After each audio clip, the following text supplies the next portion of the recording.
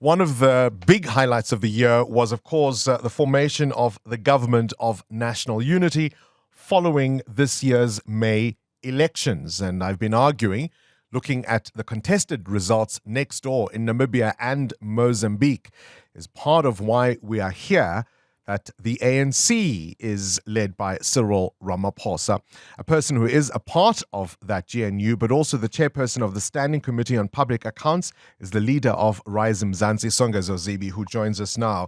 Always a pleasure to have you on the show. Good morning, Bongani, and thanks very much for having me. It's a pleasure. When last we spoke, you'd just taken over the chairperson of as chairperson of Scopa. You told us how you wanted to meet with your predecessors, but also the Auditor General to look at the state of our public finances. Months later, how is the public purse looking? Thanks, Bongani. So the public purse isn't looking very good. But that does not mean that the situation is hopeless. On the contrary, if we all commit to doing the right thing, and that is using government money efficiently, that is paying good value for money, fixing the governance systems and leadership in many state institutions, and generally using the money wisely, we can dig ourselves out of this hole. But that is going to be a very long and difficult road. Is there, I'm looking at some of the statements that the Auditor General was making just last week. Would you say that there is a change in attitude, particularly under the GNU, or are you still seeing the same insouciance from officials who typically treat the public purse as if it were monopoly money? But only the actual provable evidence we have to go through, we have to rely on at this point, is not from the GNU as such, but from the previous administration.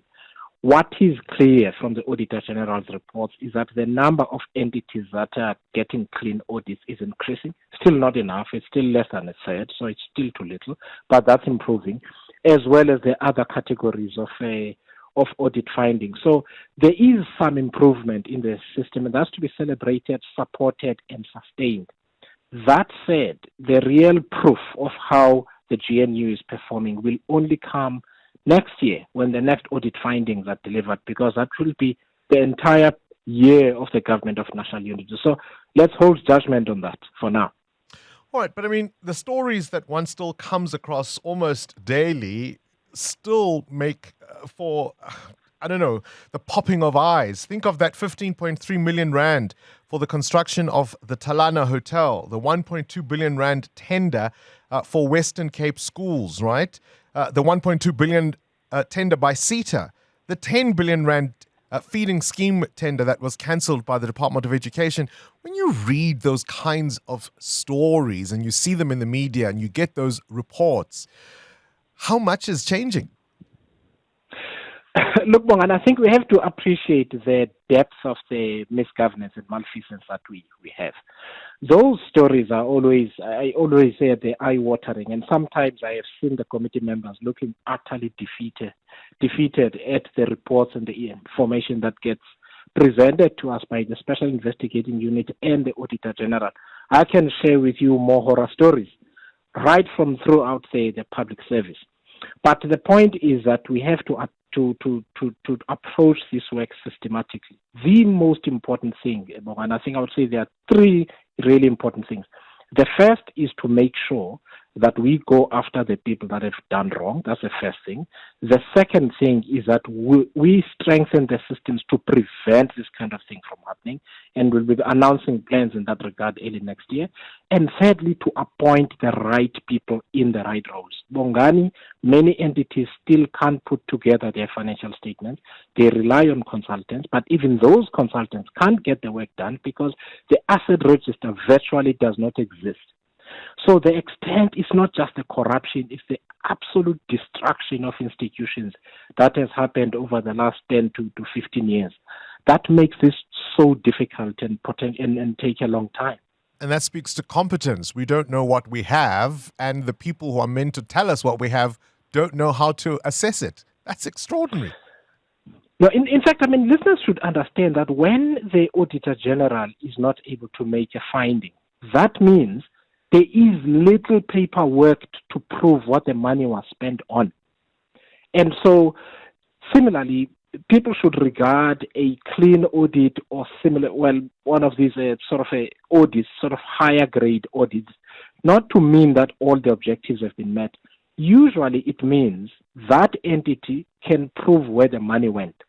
It does not necessarily mean that it delivered value for money. They can prove that this is where the money went, and the Auditor General is able to say this was unlawful expenditure, this was irregular expenditure, and so on. It doesn't mean they've done the work. So Bongani, the depth of this problem is people can't imagine it. So Parliament needs to do its work. And the public needs to stay vigilant and noisy and unhappy and so on for a long time to come. Otherwise, it's not going to stop. I'm curious about what you think just personally. Previously, of course, you were editor of the Business Day and you would have come across a lot of these stories as a member of the media. Now that you've got the inside track, is it more horrible than you imagined? It is, Bongani, simply because I've got access to way more information than I did before. So, for instance, I never used to be able to take detailed presentations from the Auditor General about OR Tambo municipality, where there's a dam that's been under construction for over 10 years. They're potentially going to lose 2 billion rand.